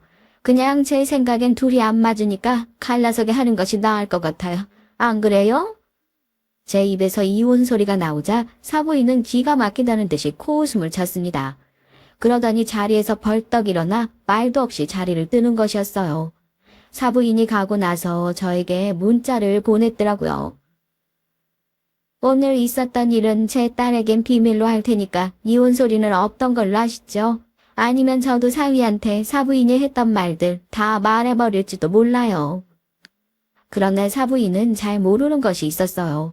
이미 제 아들에게 씌워졌던 콩깍지는 벗겨지고 말았다는 걸 말입니다. 하지만 제가 원하던 며느리와의 인연 끊기는 시어머니의 반대에 부딪히고 말았어요. 제 시어머니는 어떻게든 며느리를 설득시켜서 아들을 낳게 해야 한다는 거였죠. 대를 이어야 한다는 것만이 시어머니의 소원이었고 그 이유였습니다. 막말로 그 후에야 제 아들이 이혼을 해도 하라는 거였어요. 애미야, 그냥 네가 우더느른으로서 그 아이를 좀 참고 살아주면 안 되겠니? 우리 손주가 정말 사랑하는 아인데 네 마음에 안 든다고 그 애를 갈라놔서 쓰겠니? 넌 걔보다 한참 어린이니까 네가 참는 게 맞아.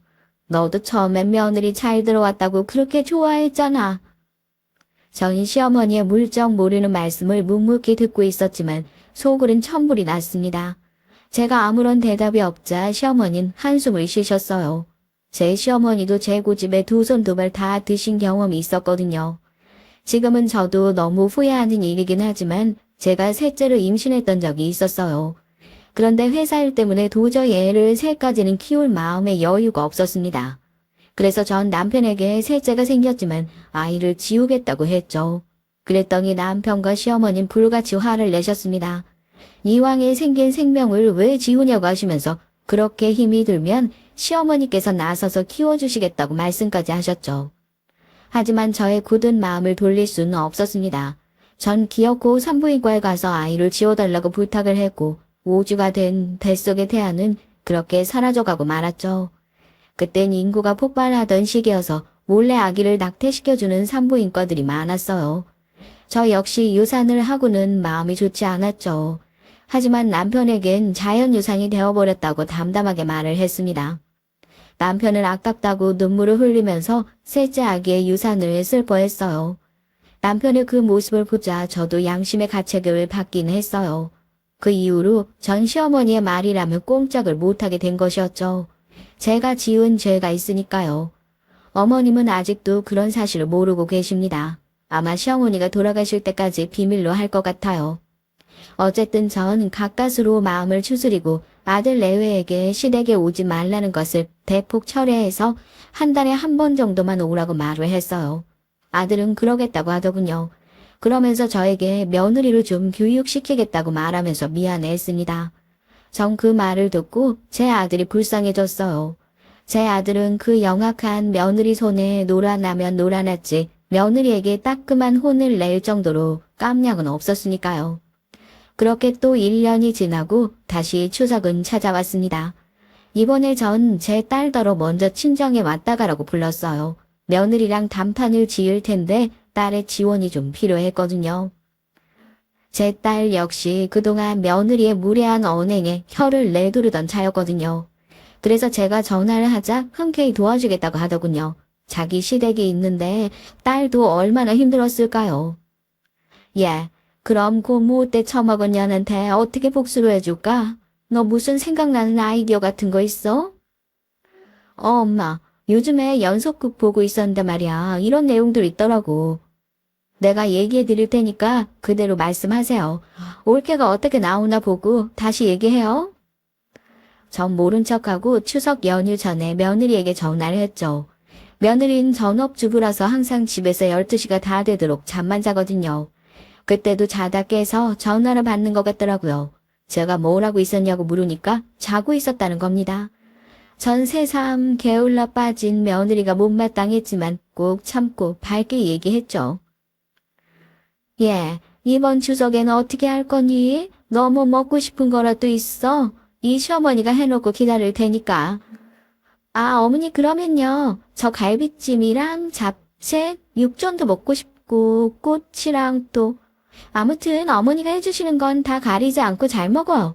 아 참, 많이 해놓으세요. 집에 갈 때 싸가지고 갈게요. 며느리는 생전 제 손으로 뭘 해가지고 오는 법이 없었어요. 그저 빈손으로 몸만 왔다가 집에 갈 때 마치 도둑년처럼 저희 냉장고에 있는 반찬이며 음식들을 싹쓸이 해갔죠. 전 그건 만들어 놓느라 허리가 다 휠 지경이었는데 그래놓곤 한 번도 저한테 수고했다 고맙다 말을 한 적이 없어요. 우리 며느린 그렇게 아주 얌체 같은 데다가 버릇도 없는 애였죠. 그러니 제가 오죽 답답했을까요. 어쨌든 추석 연휴가 시작됐습니다.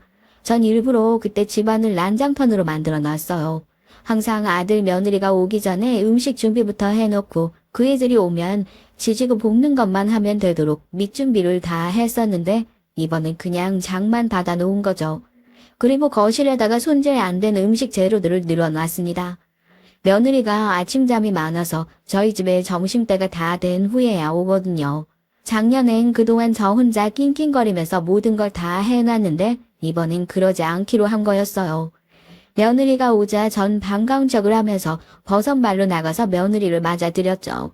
제 성격상 청소도 해야 되고 음식 밑준비도 거의 다 해놓은 줄 알았던 며느린 정확한 눈으로 휘둥그레졌죠.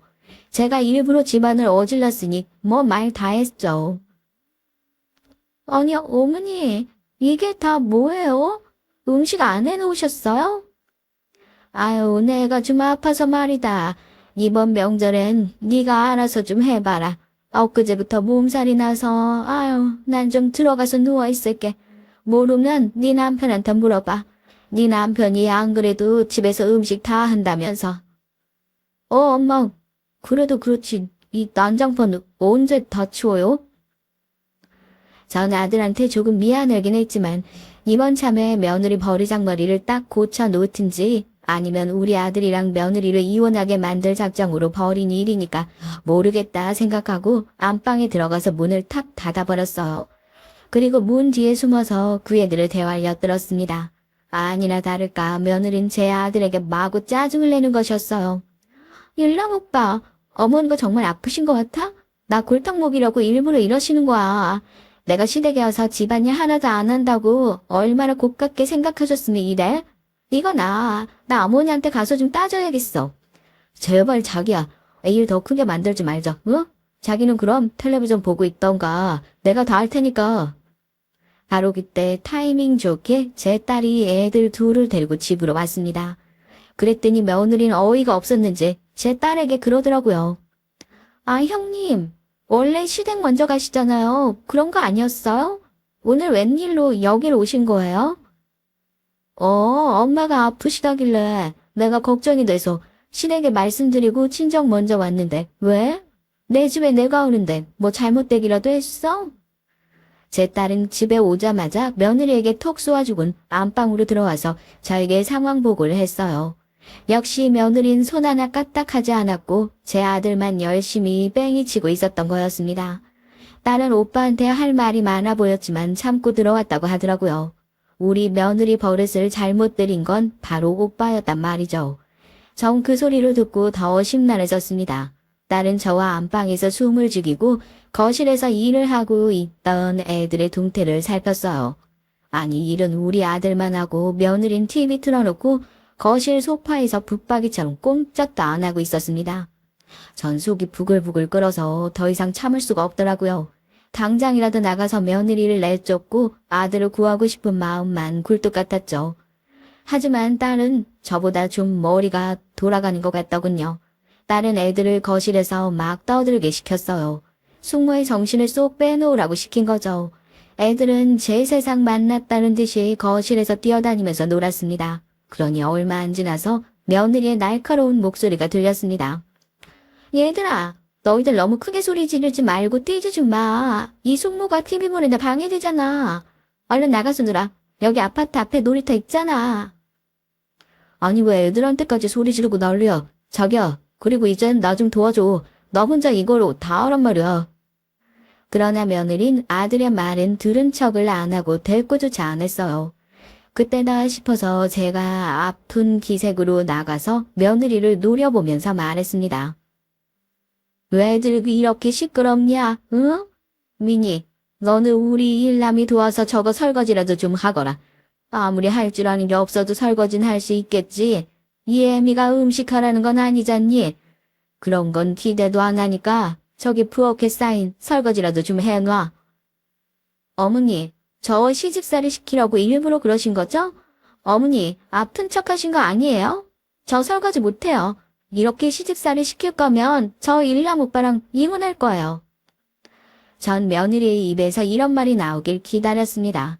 바보 같은 저의 아들은 그 말을 듣자마자 뜨악해선 열심히 음식을 만들던 손을 멈췄어요. 아들도 며느리 입에서 이렇게 쉽게 이혼 소리가 나올 줄은 상상도 못했나 봐요. 아들은 갑자기 일어나서 며느리에게 가서는 뺨을 찰싹 때렸습니다. 그래, 나도 지겹다. 너 같은 애들 한 트럭 갖다 줘도 싫어. 이혼해. 난 바보 병신이라서 너랑 참고 살았는지 아냐? 며느린 그저 협박용으로 이혼 소리를 입에 담았고 제 아들이 이렇게 나올 줄은 저도 상상 못했거든요. 저와 딸 그리고 며느린 놀라서 아들의 입을 쳐다봤습니다. 며느린 이제까지 남편만은 저를 공주처럼 떠받들고 살았는데 갑자기 일남이가 확 돌변하자 당황해서 말까지 더듬으며 울먹거리더라고요. 오빠, 나 지금 때린 거야? 때린 거냐고. 오빠가 어떻게 이럴 수가 있어? 나 사랑해서 평생 아껴준다며. 공주처럼 받들어주고 산다며. 근데 오빠 그 말 다 거짓말이었던 거야. 오빠 정말 미친 거 아니야? 이제 그만두지 못하겠니? 얼마나 이 시애미로 우습게 알았으면 내 앞에서 큰 소리를 내고 싸워. 그래, 미니 너 말 잘했다. 우리 일남이랑 이혼하거라. 내가 너한테 말을 안 했는데 강남에 300억 시가 건물 있는 거 이번에 너희들에게 증여하려고 부른 거였어. 그런데 넌 우리 집에 시집 와서 한 번이라도 이 시애미 말을 들은 적이 있니? 그런 애를 뭘 믿고 내가 건물을 주니? 차라리 잘 됐다. 이참에 이혼해라. 꼭 해야 된다. 제 폭탄 선언에 며느리와 아들 둘 다 놀랐죠. 건물이 있다는 건 새빨간 거짓말이었어요. 며느리가 어떻게 나오나 보려고 떠본 것이었죠. 제 말을 듣자마자 며느리 얼굴에 낭패의 빛이 떠오르면서 말까지 더듬는 것이었습니다. 어머니, 왜 진짜 그런 말씀 안 하셨어요? 결혼할 때 말했으면 제가 어머니한테 아주 잘했을 거 아니에요. 어머니도 참 짓궂으시다. 제가 이제부터 어머니 열심히 모실게요, 네? 제발 저 내치지만 말아주세요. 건물이요? 우리 집에 건물이 어딨어? 엄마 농담하지 마세요. 아들은 눈치 없게도 저런 말을 하면서 딸과 저의 계획에 초를 치려는 것이었습니다. 딸은 황급히 아들의 입을 막으면서 웃었어요. 오빠 모르지만 엄마가 나한테 얘기하신 적이 있어. 생전에 아버지가 로또 맞아서 건물 하나 샀는데 그게 요즘 완전히 올라서 300억까지 됐다고. 다행히 며느린 제 거짓말을 진짜로 믿고 제 앞에 무릎을 꿇고 싹싹 비는 것이었어요. 돈 앞에 추연한 사람 없다더니 며느리도 엄청 속물이었던 거죠. 세상에 돈 싫어하는 사람이 어디 있어요. 며느리는 제가 일남이와 이혼하라고 계속 종용하자 울면서 애원까지 하더라고요. 하지만 전 오늘 날 잡고 며느리 버릇을 고치려 했기 때문에 쉽게 용서할 생각이 없었습니다. 전 이제 와서 다 필요 없으니까 우리 아들이랑 이혼하라고 친정에나 가라고 며느리를 단호하게 집에서 쫓아냈죠. 그리고 남은 아들을 붙잡고 물었습니다. 일남아, 내 말 잘 들어. 쟤는 돈밖에 모르는 애고 네가 이미 오냐오냐 해서 그 성질머리 고치긴 힘들 거야. 너 평생 며느리를 공주처럼 받들고 모시면서 살 자신 있니? 안 그러면 이만 이혼해. 내가 너도 너지만 쟤 때문에 제 명에 못 살 것 같아서 그래. 전 그럼 어떡해요? 엄마 저 비혼주의라 싫다면서요. 그리고 시골에 계신 할머니까지 감당할 자신 있으세요? 전 그래도 민이랑 내가 너 이 집안의 대이유라고 강요한 적 있냐? 앞으로 절대 그런 말 안 할 테니까 네가 결정을 해. 네가 며느리랑 계속 살고 싶다고 하면 말리진 않는다. 대신 난 며느리 얼굴 안 본다. 너희들끼리 이 애미 도움 없이 지지고 볶고 잘 살아. 아니면 이만 이 결혼 끝내. 내가 봤을 땐 저런 응석바지는 못 고쳐. 아들은 그래도 2년간 살 맞대고 산 여자라 그런지 울면서 망설이는 것 같더라고요. 그러더니 현관문 밖에서 며느리가 문을 두드리며 우는 소리를 듣더니 말없이 제 아내에게 가는 것이었습니다. 그러면서 아들은 조용히 저에게 말하더군요. 어머니, 전 지금 미니에게 가야겠어요. 언젠가 제가 이 결혼이 정말 아니다 생각하면 이혼하더라도 제가 할게요. 그땐 제가 다시 집에 돌아올게요. 죄송해요. 전 눈물을 흘리면서 아들을 며느리에게 보냈습니다. 전 아들을 뺏긴 것 같은 허전함에 몸서리치면서 지금도 눈물을 흘릴 때가 있어요. 그러나 그 근본도 없는 사돈 집안이나 못돼 처먹은 며느리를 살면서 다시 보고 싶진 않습니다. 아들은 아직도 그 버르장머리 없는 며느리의 실종 노릇을 하면서 살고 있어요. 제 팔자를 제가 꼬았다고밖에 말할 수 없겠죠. 하지만 아들 부부 사이에 어떤 조그만 애정이라도 있으니 제 아들도 며느리를 못 버리겠다 모양입니다. 그 사랑이란 것이 얼마나 부질없는 것인지 깨닫기 전엔 안 돌아올 것 같습니다. 며느리가 개거천선을 하든지 아니면 아들이 참다 못해 이혼을 하고 집으로 돌아오겠죠. 그때가 되면 전 아들을 조용히 위로해줄 생각이에요. 다 늙어서 2년이라고 그런 인간 말종 며느리를 만나서 언제까지 참고 살 수 있을진 모르겠습니다만 말이에요. 제 시어머니는 제가 한 행동에 심정적으로 알겠다고 하시면서도 아직도 아들이 이혼하기보단 얼른 아들을 낳으라고만 말씀하고 계세요. 나 참 요즘 같은 시대에 집안을 대있는 것이 그렇게 중요하실까요? 전 제가 죽으면 제사 지내지 말라고 말하거든요. 전 귀신도 무당도 아무것도 안 믿으니까요. 교회도 다녀봤고요. 하지만 전 죽으면 그 자리에서 끝이라고 생각합니다. 사후세계는 도저히 믿질 못하겠더라고요. 여러분, 제 파란만장한 얘기 어떻게 들으셨나요? 전 여러분이 판단을 좀 해주셨으면 좋겠어요. 제가 조금 참고 그 아나무인의 며느리를 계속 보면서 살았어야 할까요? 아니면 아들에게 얼른 이혼을 하라고 계속 푸시를 했어야 할까요? 전 도저히 모르겠네요. 지금은 그냥 아들 내외를 포기하고 남처럼 살고 있지만 어떻게든 해결이 돼서 평화롭게 살기만을 바라고 있습니다. 제 얘기는 이상으로 마칠게요. 이것이 제 인생의 가장 큰 숙제가 된 아들 며느리와의 불화 얘기입니다. 여러분들 길고 긴 제 넋두리 들어주셔서 감사합니다. 추석 지나면 금방 겨울이 오더라고요. 환절기에 감기 조심하시고 그럼 안녕히들 계세요.